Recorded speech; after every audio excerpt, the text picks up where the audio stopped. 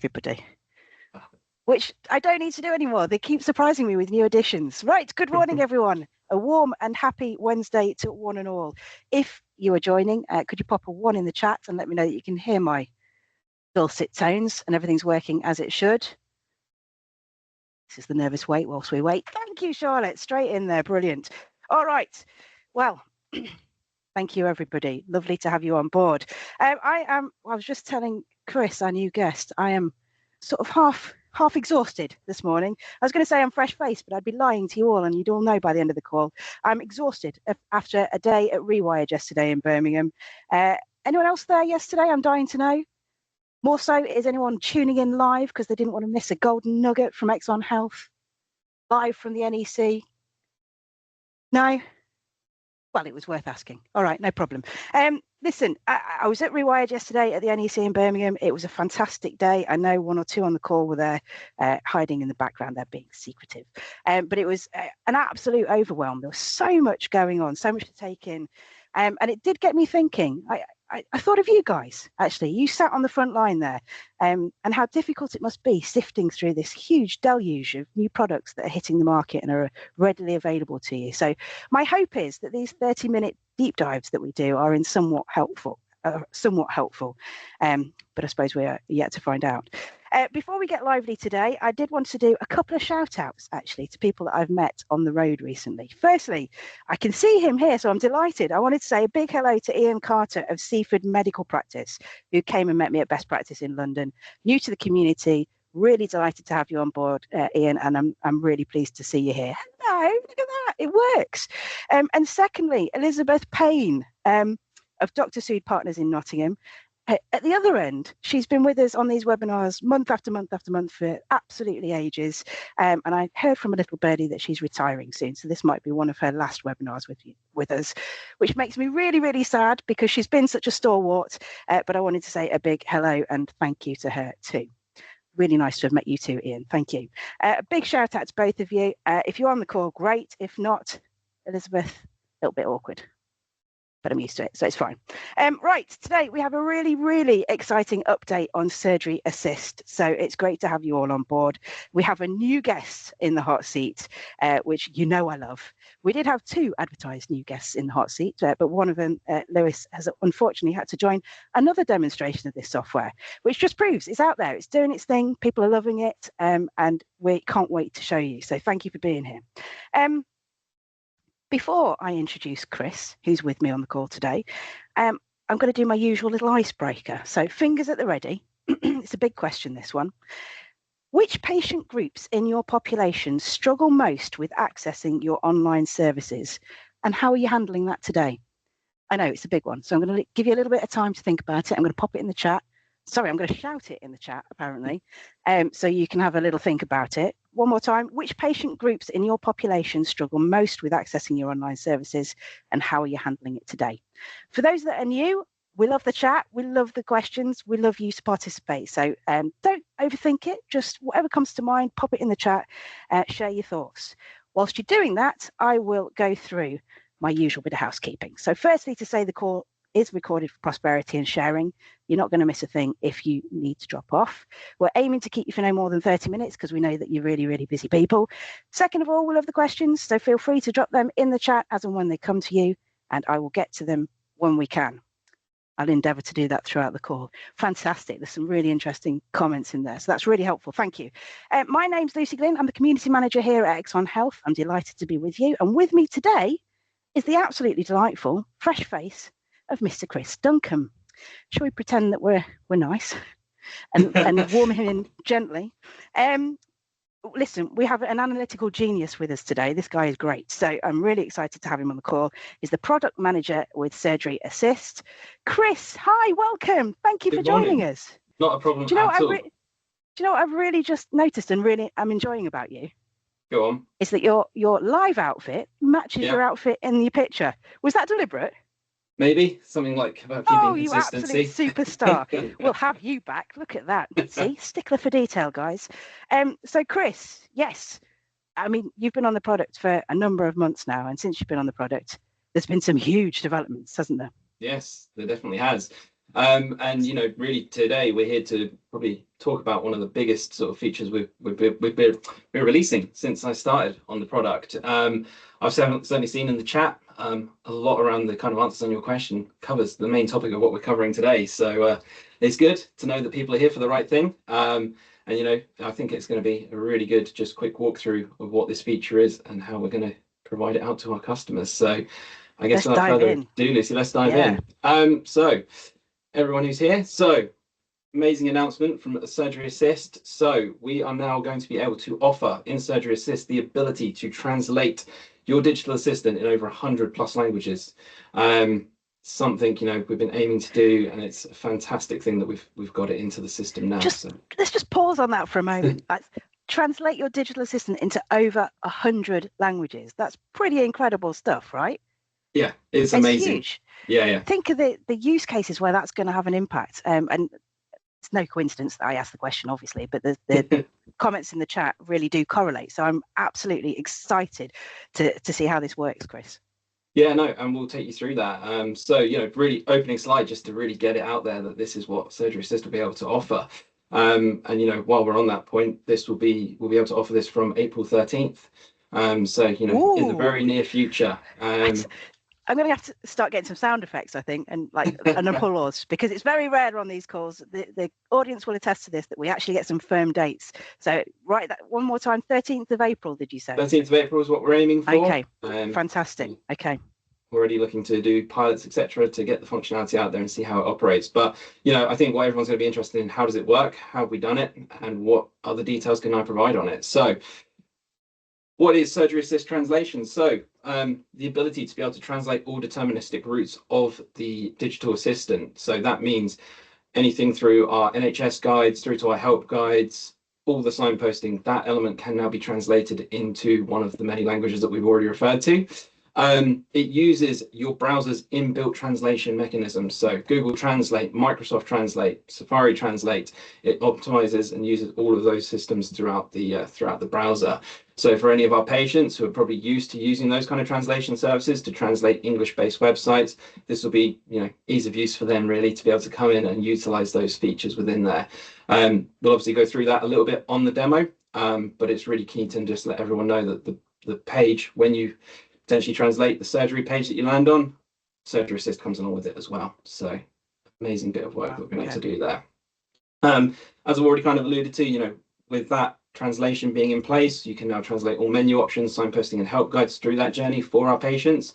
So hopefully as they go through those journeys where they're trying to find out things for NHS app help, appointment help, anything like that, all of those elements are now translated within the bot. Some key elements, though, that we have been really careful about with this is around those safety controls. So for any of our surgeries, we are able to turn this feature on or off. So obviously when we look to go live, there will be that kind of opt-in, opt-out clause around this, similar to what we've done with patient callback and other kind of features that we've deployed in Surgery Assist. So you don't necessarily have to have this feature active, but we do have that option to provide it either on or off for you. Other kind of safety controls that we've implemented as well. So as I've already kind of alluded to, we have only put this onto the deterministic path of the bot. So that is anything that is a button click through to our help guides, etc. We obviously are aware that we have the AI element within Surgery Assist as well, but for the time being, we've put some controls around that to just restrict that use of that feature. That's not to say we're not going to implement translation on that feature. It's just something we want to work through and make sure we do right in that sense. So watch this space for any further announcements on that. But what we've also done as well, and you'll see this in the later demo, is we have obviously updated our Surgery Assist banners and things like that around translation as well, to give our patients that kind of comfort around how the translation works and the potential fact that some things might not always be as accurate as we want them to be, but that's the realm of translation that we sit in sometimes. So some really key things there that we've really focused in on to make sure we do this in the right and appropriate way.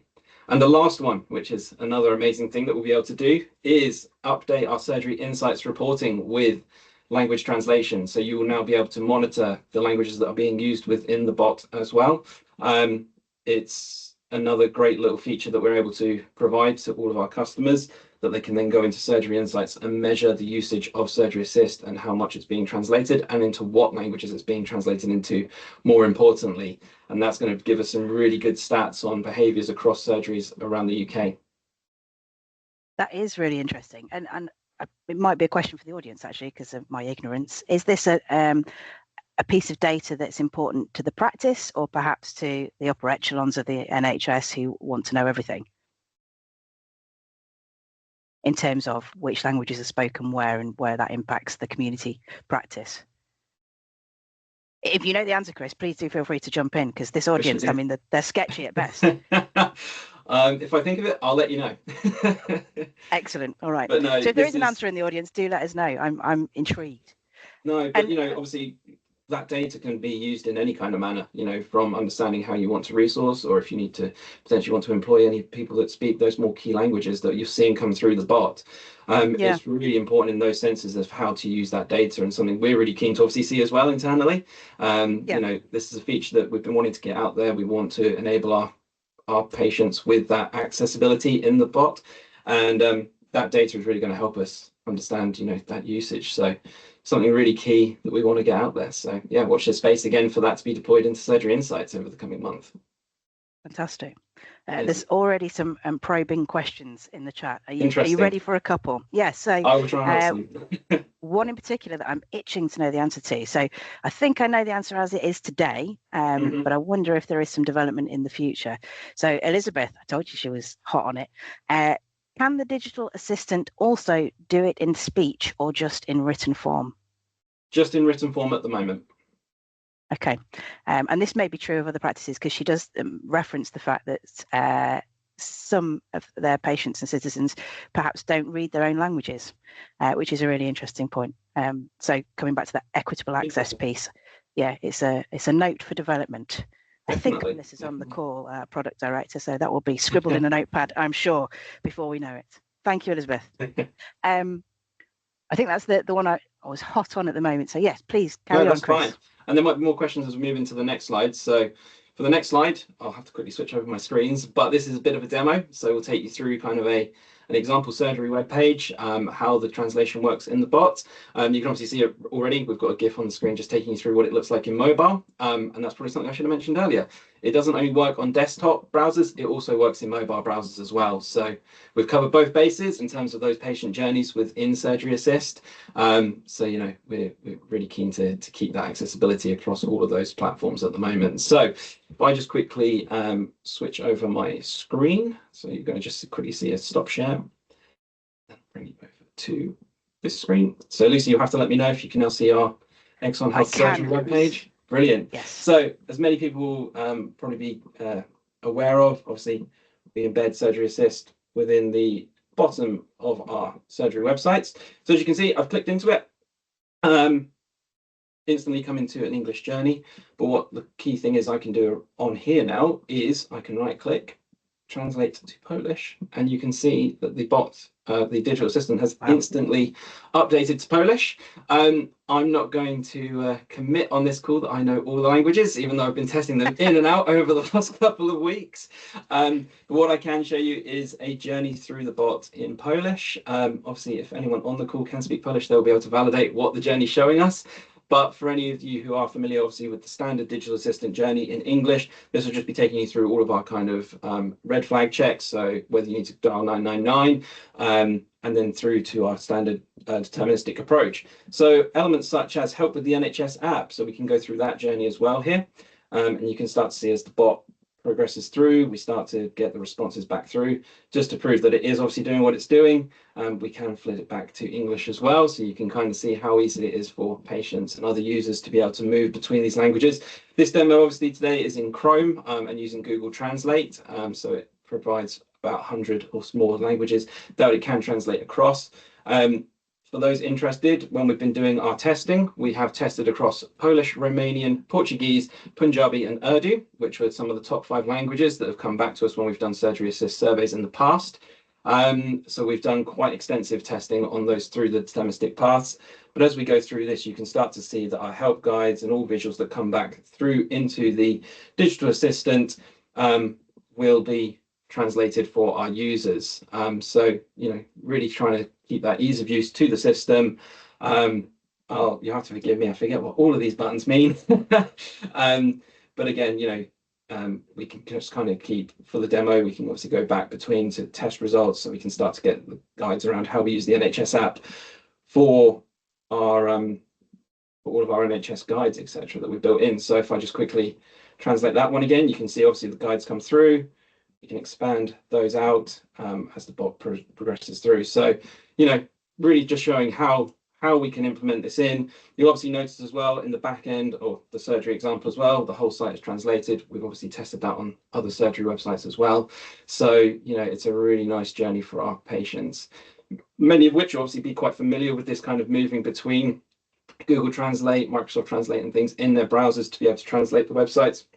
So that was where we were keen to obviously keep those kind of functionalities in place for this. So all reliant on the browser and its capability to translate. And that's kind of where we go through in the demo. So really exciting. So, sorry, Chris, I'm just going some of the questions and trying to interpret. So if the browser is already set to a particular language, will it automatically translate? In some instances, yes. I probably won't get too much into browser behavior and things today, because I think that's a very slippery slope that we can go down. In some instances, yeah, in response to that, yes, in some instances it will, and some instances it won't. So it's all down to those browsers. Yeah, so the key term there is browser behavior. If you want to go and deep dive into the joys of browser behavior, I'm sure there's materials out there that can help. But we haven't the time today to cover it, but hopefully that answers your question, Rebecca. I think there was yes. So Nisha was asking what language. Let's try again. What languages are available? Apparently, I can't even speak English. But what languages are available to patients? I know you said it's 100. You gave us the top 5. Is there a place that we can go and find out the full list? We can certainly provide a list. We'll probably add that into our help guide. So we'll correlate that list and be able to provide that for you.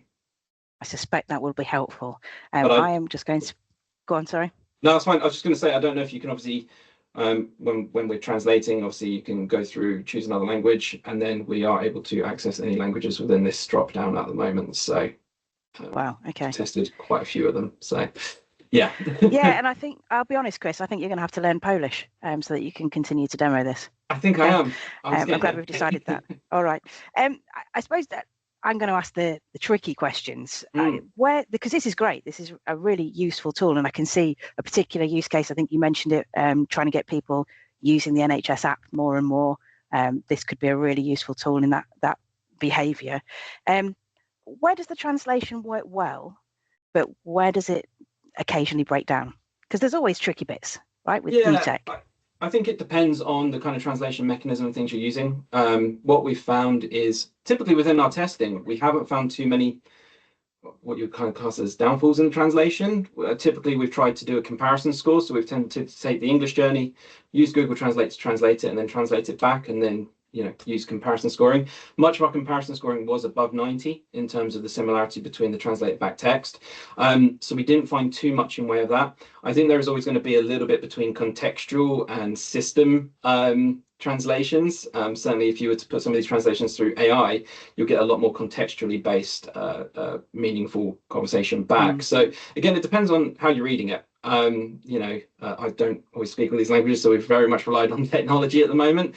And certainly what we're going to look to do internally, as I know we've got a few colleagues who speak other languages, also get them to go through the journeys as well. So we're trying to test this as thorough as we can and make sure everything is translating as we want it to. So not always going to say that it's 100% accurate, and certainly what we tried to do within the browser banner or in the banner to Surgery Assist, we've also kind of said, if you do feel that there is any inaccuracy in the translation, please do contact the surgery for any further help or assistance. So, we're trying to promote that element that it might not always be 100%.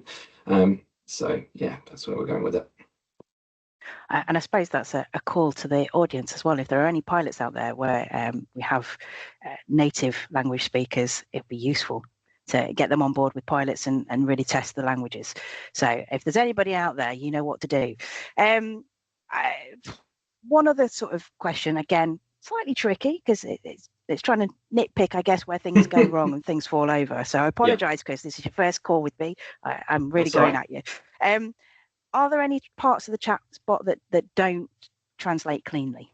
So as we've said at the moment, we've restricted the AI journey. So if anyone was to come in via the menu option into ask a question, if they were to enter a question in their own language, the bot has a default message that responds that says it's, mainly built to respond in English and take English conversations. That's something we'll obviously address, as I alluded to earlier.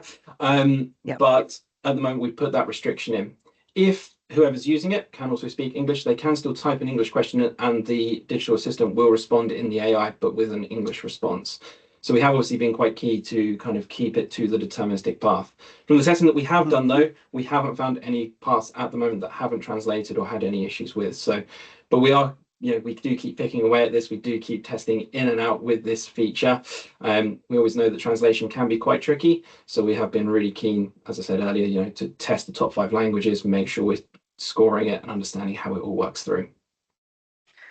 Another interesting question or comment, I suppose, from Elizabeth, and actually it was brought to me on the stand at Rewired yesterday, around the challenge with Arabic languages, and when you're using the word surgery, for example, rather than doctors, the patient can come in thinking they're actually in for surgery as opposed to seeing a GP.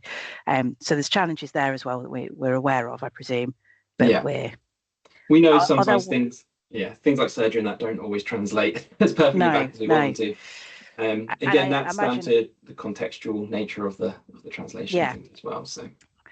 So as you say, that there's not necessarily a word that translates in the right context. So we do what we do. Okay, fine. What would have you in piloting this had any particular success stories where this has really made an impact, or can you imagine where it is going to make a real impact? If we think back to some of the answers we got earlier on. Yeah, so it certainly seems from your original question that a lot of people have brought up the accessibility of languages. And I really hope that this is going to improve that accessibility for our patients to be able to come into this kind of digital front door and use the capabilities and the guides that we've got in there to signpost them to the right place they need to get to. So I can really see it being as that key benefit. It's that next evolution of the digital assistant, and it's a real key piece of functionality that we've wanted in there for some time now. So yeah, really hope we can start to help those patients who don't necessarily have English as their first language and give them this accessibility into the surgeries. And that's really why we were also keen to bring in that reporting element into Surgery Insights as well, so we could kind of monitor that and see what's working and what's not working. So yeah. Well, you brought it up now, so we'll dive a little deeper. So I'm just looking at the demo now. Obviously, we've got the in addition to the multi languages, there is now that capability to see Q position in the top right hand corner, which for those that have missed the earlier webinar may or may not know, it now exists within Surgery Assist. There's a lot of things coming within Surgery Assist, but also outside it, isn't there? So go on, Chris. I know you're desperate to tell us what else is coming from the product team in the coming months.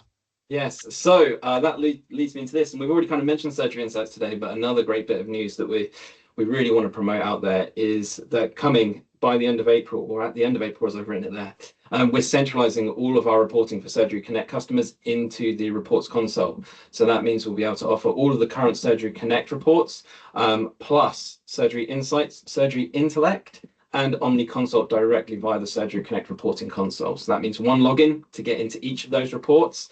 We've already got this out in pilot for Surgery Insights and Intellect, so people are already seeing the benefits of having it in a single place and seeing those new reports.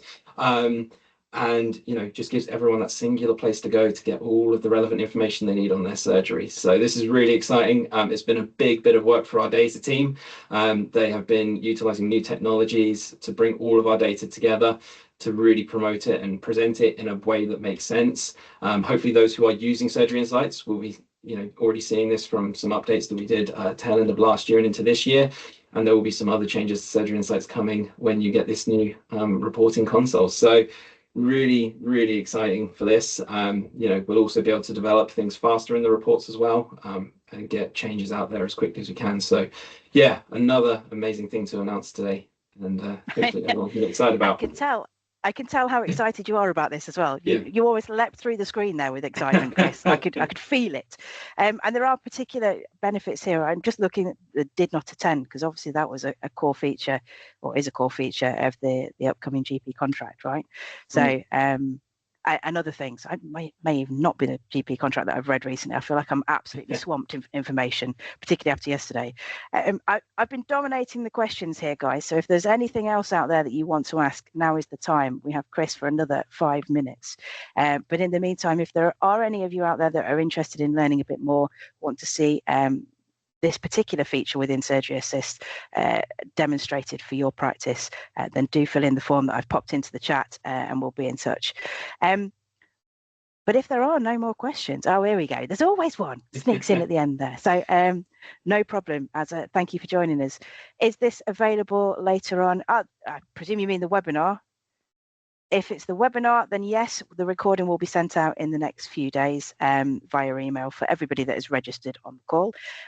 If you mean this particular product, it is available from, let me remember, the 13th of 13th April? of April. And I think as well, Okay. we should probably include that this will be part of the Surgery Assist product package. So it will not be... Part of the Surgery Assist product? Tell us more. So, what is that? Probably just saying that it will be part of Surgery Assist as standard. So it's not... Right. So it's not an additional cost. It is a part of the existing product. Yeah. Then what are you waiting for, people? Where is the form? Don't you worry, Rebecca. I will reshare it. Here we go. So popping it in the chat now. I'll shout it now. Look at that. Can't miss it. So if you just click on the link in the chat, make sure you select Surgery Assist and fill in the details. We'll be in touch with demo dates or just a chat. So let us know what you're interested in. All right. Yeah, thank you. Can't miss that. Exactly, Rebecca. He's just told you it's part of the product package. What are you waiting for, people? Right. And if there are no more questions, I shall wrap this up. And thank you, Chris, for your time. It's I think that is it from us today. It's been a delight. Round of applause and everything. We hope you've enjoyed it. A really big thank you to Chris for his time. I know it takes time to put these things together, and I know how busy you guys are at the moment, so really appreciate it. Thank you to everybody on the call. Likewise, you're extremely busy, so we appreciate the time given to these webinars. Our next one will be in April. The subject matter is to be determined, because there is so much going on. It's difficult to pick something. So keep your eyes open for a link. But in regards to this one, as I said, we'll make the recording available in the next few days. To any registered attendees with all the relevant links. We hope to see you back for next month for more, of course. I know what I've forgotten. Elizabeth's not asked the question, which I was primed and desperate to answer. There has been one question burning in these webinars for months and months and months, and I do now have an answer for you. So any System 1 customers that have been desperate, check and cancel. The date is coming. We are aiming for a May general launch, hopefully piloting in April.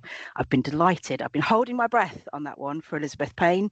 That one was for you. So yes, stick with us. Come back for more next month. We'll do this all again and hopefully with more information on that particular feature, which I, for one, cannot wait to see go live. In the meantime, on behalf of all of us here at Exxon Health, have a very happy and healthy March, and we will see you next month for much, much more. Thank you, everyone. Thank you, Elizabeth. Thank you, everybody else. Take care. See you next month.